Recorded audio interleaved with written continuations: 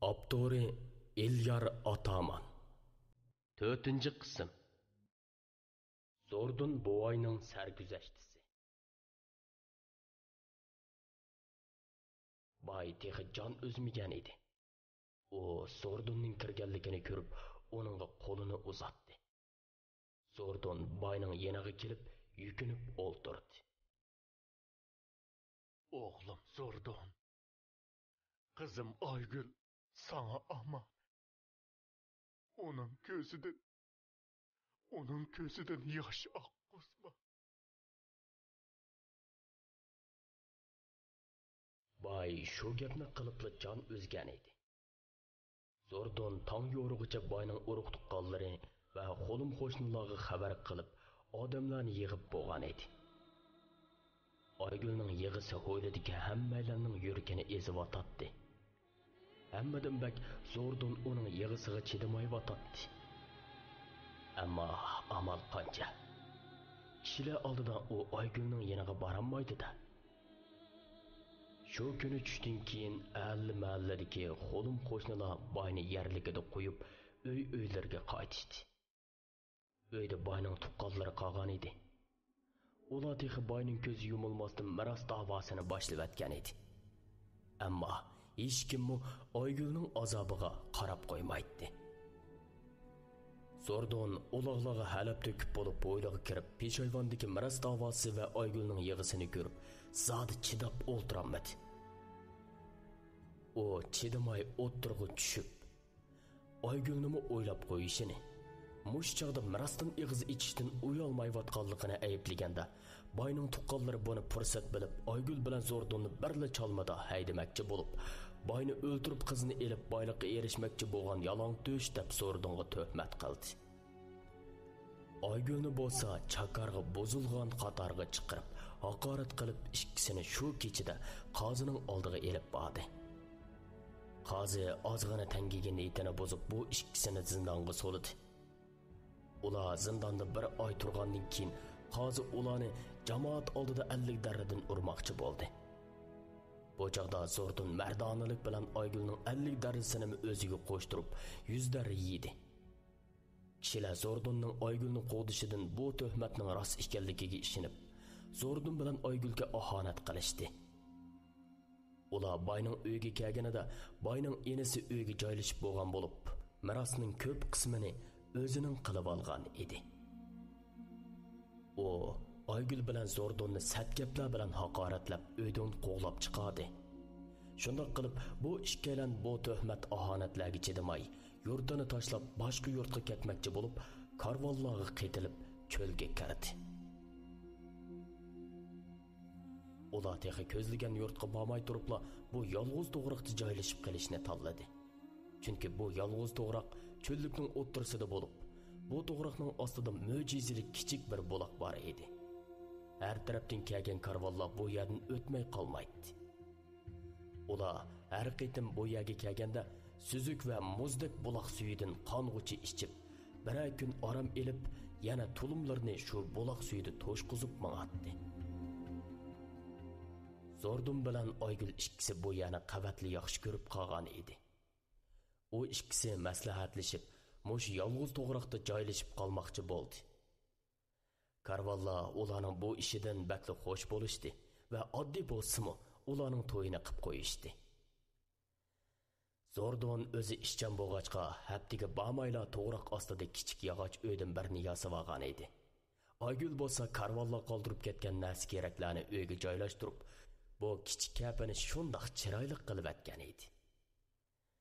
Bu jarayonda bu yerdan o'tgan karvonlar ularning choylarini ichib, tamoqini yeb, ularga haq to'lab o'tdi. Zordun bu ovqatning yomon emasligini his qilib qolgan edi. U bu yerdan o'tgan karvonlarga kerakli narsalarni buyurib qo'yatdi. Karvonlarmo qaytarchig'ida buyurgan narsani unutib qolmay og'ach kelatdi. Shundoq qilib Zordun bir necha yil ichida bu oddiy kapini kengaytib, necha eg'izliq cho'ng bir o'tanga aylantirgan edi. Karvonlarmo bu yerga to'g'riq choyxonasi deb ism qo'yib qo'yishdi. Safardan herib charchab kelgan karvonga to'g'riqning soyasidagi bu uylar shaharlardagi boylarning ayvonliq uyidanmi katta ko'rinadi. Ular Aygülning o'xshitib damlangan choylarni ichib bordiqini chiqaruvchi Aygül o'xshagan tamoqlarni mehmonlarning oldiga qo'yatdi. Karvonlar bu ikkisining turmushiga havasmi qilib qolatdi. Vaqt shu tariqada o'tiyverdi. Zordun bilan Aygülmo 40 yoshdan olqib 50 yoshga qadam qo'ygan edi. Kishilar Zordun buvoy deydigan bo'ldi. Aygülnimo yeshiga moslashtirib Oyxon ana deydigan bo'ldi. Ular umrining oxiriga kelganda ularning tiliki oxiri amalga oshdi. Bir kuni Zordun buvoy choyxonada o'tin qolmaganligini ko'rib, eshikini minib cho'lga o'tinga mangdi. U tushkicha cho'ldagi qurib ketgan so'k-so'klarni kaslab tayyor qilib, tush bo'lganda xurjunidagi non bilan sovuq choyni ichib, qo'sqini to'yg'izib otadi. Tuyuqsiz yiroq yerdan uning quliqiga bir buvoqning yig'isi anglandi. O balki bir karvonning orasidagi ayolning bolasi bo'lsa, onasini amgisi kirib yig'layotgan bo'lsa kerak deb o'ylab, ancha eranishib ketmadi. Ammo necha daqiqa o'tmayla u esiga kelib chachrab o'rnidan turdi. Chunki bu buvoqning yig'isini anglagan bilan, ammo karvonning ko'ldirmasini anglamagan edi. U atrofga takshi qarab chiqdi.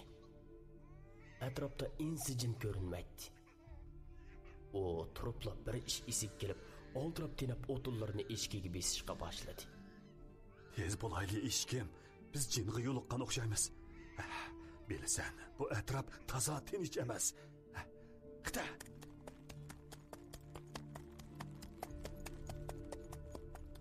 Zordun buvoy eshkiga shundoqda o'zidagi jiddiylikni besib otdi. U bu umrini mush cho'llikda o'tkazdi. Nurg'un ajoyib g'aroyib ishlarga yo'liqdi.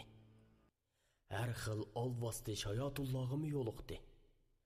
Ammo u karvonlardan bu atrofdagi g'aroyiblarning bakra qabihligini, odamga ich og'ritmaydiganligini anglagan edi. U shuni o'tinga chiqsa bu atrofda uzun turmaydi. Zordun buvoy o'tinlarni eshkiga ortib bo'lib, eshikini yetilab, itti qadamlar bilan mengishga boshladi. Qita! Menga ishkim chaqqanman. Buvoy eshikini shundoq oldirash yetilab ketib etib, tuyuqsiz bir ish esiga kelib to'xtadi. Ammo eshakka buvoyning aboyiqi gapi ta'sir qilganmi, hech bir to'xtaydigandek emas. To'xta hoy, to'xta deyman. Gap qilyapman hoy sana. Buvoy eshakning nuqtasini kuchab tortib, tasdi to'xtatdi. Ondan birdam turgandan keyin eshkiga maslahat soldi. Eshkim, bu ish sal boshqacha turdi-ya. Bu yig'layotganni jinmi desam, hech jinga o'xshamaydi. Yo'q. Odam bolasi bo'lganda uning yig'isini to'xtatadigan onasi yo'qmi-da? To'xta eshkim. Balki Mo'may bilan ikkimizning tiliki ijobat bo'lib, osmondan bira buvoq tokkida qilib tushib qoldimi-ya? Men berib bir qarab boqay. Sen mush yerda jim turib tur-ha. Jin bo'lsa, meni tashlab qo'yib qechib ketma yana. Eshak buvoyning gapini anglamagandek, quliqini qiysoytib turgan joyida inkossiz turadi. U eshikka shundoq deb qo'yib, asta qadamlar bilan ovoz kelgan tarafga qarab ketib o'tadi. Buvoqning yig'isi hech to'xtaydigandek emas. Aksicha texmi adab ketib o'tadi. Buvoy bir qumbarxonaga chiqib, ovoz kelgan tarafga qaradi. Qardi-yu, cho'chib ketdi. Yaqin yerdagi bir kichik to'g'riqning soyasida bir buvoq yo'g'ik lotisining ustida tepchaklab yig'lab o'tadi. Buvoyni surbisib tursimi, farzandga bo'lgan ishtiyoqi uni jim turg'izmadi. U bir dassab, ikki dassab buvoqning yeniga keldi. Ko'rdiki, bu buvoq texi 6-7 oylik bo'lgan bo'lib, yeshig'imi to'shmagandek qiladi. Zordun buvay atrofga qaradi. Hech bir odam yo'q. Buvaqning onasining qarisimi ko'rinmaydi. U to'g'roqning atrofiga qaradi. Hech bir izmi ko'rinmaydi. Tova. Ma bola rastlı osmondan tushdimi nima? U buvaqni qo'rqimsirab qo'liga oldi. Buvaq rastlı odam bolasi edi. Buvay balani bazlab to'xtatolmay, yenidagi tulumning og'zini ichib buvaq suv ichirdi. Buvaq qusab ketgan bo'lib, suni xuddi cho'ng odamdek o'rtilditib ichib atatdi. Uning yig'isi oxiri to'xtadi. Asli usab ketganmidan o'g'lim? Shunga yig'lab to'xtamabsan-da? Qo'rsog'ingni ochdi aqchan. Yura, eshakning yeniga boraylik. Xurjinda momang sep qo'ygan quruq mevalar va oqshom pishirgan paxlanning go'shi bor. Buvay shundoq deb xo'shliqida buvaqni xurjindagi yemekliklar bilan boqdi. Ondan u buvaqning onasini eliqi kichik to'g'roqning ostida yarim kun saqladi. Kun petib jahonni qorong'ulik qoplashga boshlagandila, buvay umidini o'zib balani elib qaytib ketdi. Chunki bu faslda qumliqning kechisi xeyli sovuq bo'ladi. Buvaqning uchisida kiyim yo'q yalang'och bo'lg'achqa, u bu buvaqqa sovuq o'tib kelishidan ansirab qolgan edi. U uyiga kelganda olliburun birinchi jesakdan o'tib bo'lgan bo'lib, u eshikni eshik oldiga qo'yib balani ko'tirgan peti uyga kirdi. Bu chaqda Momay jinchirog'ning yo'riqida yirtilib ketgan kiyimlarni yamab o'ltiratdi. Oy Ayxon! Ayxon! Ha, qarg'ina, men kimni olib keldim?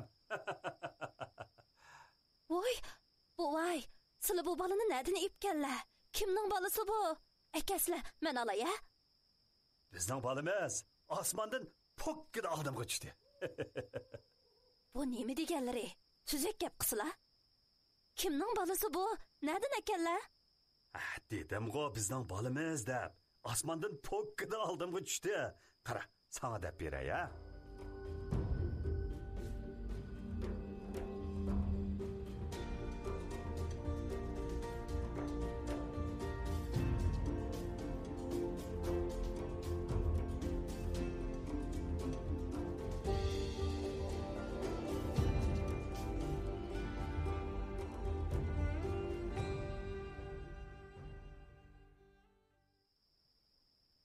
Oy, rastlı tilkimiz icabet bulup osmondan tushgandek bo'pti emasmi bu bola? Shu. Endi bizning balamiz bor bo'ladigan bo'ldi. O'g'il kentaxi. To'la tayin yo'q gap qilmasizlar. Bu bolaning ota-onasi bordu? Ya'ni shundoq deysan-ku. Men yerim kun saqladim. Har qancha bangvosh ona bo'lsa-mu, uncha uzun yo'qab ketmas. Shuning uchun bu bola bizning. Mayli. Qopa, balığı tamak vermemsen. Qo'sig'i tehi osh buningki. Voy, esim qursin. Makallamni. Hazırla, ha, dadisi. Shu topda bu ikkalanning xo'shligiga olamdagi hech bir xushallik to'g'ri kelmaydi. Buvay Momining dadisi degan gapini anglab butun badaniga bir xil hayajon taradi. O yosh chog'larda o'zining bir kunlarda dada bo'ladiganligini o'ylasa, xo'shligidan eg'izlari yumilmay qoladi. Ammo Kaj taqdiri uning bu orzuyini qiyrigan chig'ida amalga oshirgan bo'lsa-mu, u yanada xushal edi. Momay uydagi eng yaxshi narsalarni dasturxonga to'kdi. Bola bak kichik bo'lg'achqa o'zi yeyalugidek emas edi. Momay oraliq qolgan tishlari bilan bolaga oshnon chaynab yegizdi. Bolaning qo'sqi to'yib uxlab qolgan edi. Shu kuni kechasi buvay bilan Momay xo'shliqida kirib qoqmay tong atqizdi.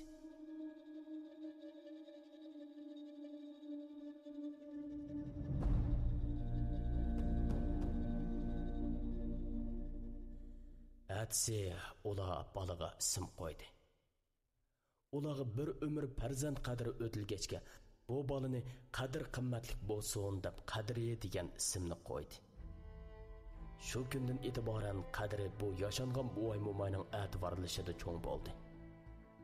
Çölden ötüdigan karvonlarmı bu balaga amroq bo'lib, uning aqlliq, zerek cho'ng bo'lishiga qarab, uni uzun zamonlar ilgirki cho'l o'g'liga o'xshatdi.